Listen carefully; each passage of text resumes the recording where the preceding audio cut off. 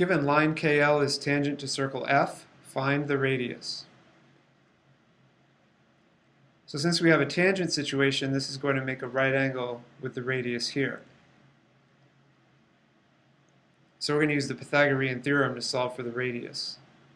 So we're going to do r squared plus 8 squared. Those are the two legs. And the hypotenuse is 4 plus r. So equals 4 plus r quantity squared. Okay, so once again, this 4 plus r is the hypotenuse, so we have to square it to use the Pythagorean theorem. So now let's simplify. R squared plus 8 squared, which is 64, equals, and then we're going to have to multiply this out. It's going to be 4 plus r times 4 plus r. And I could have written it as r plus 4. It really doesn't matter. It'll still work out the same either way. So r squared plus 64 equals, 4 times 4 is 16, multiply the first, and then the outside, 4 times r is 4r, so plus 4r.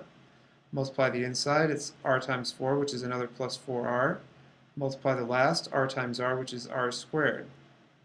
So we're going to have r squared plus 64 equals 16 plus 4r plus 4r is 8r, combine those two, plus r squared. Okay, now to solve we want to subtract r squared from both sides.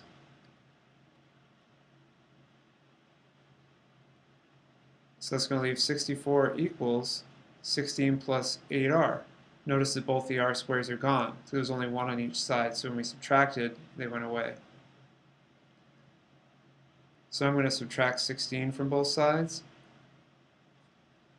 and 64 minus 16 is 48, which equals 8r. I'll bring this up here. 48 equals 8r. Divide by 8 on both sides. 48 divided by 8 is 6, and that equals r. So the radius r is 6.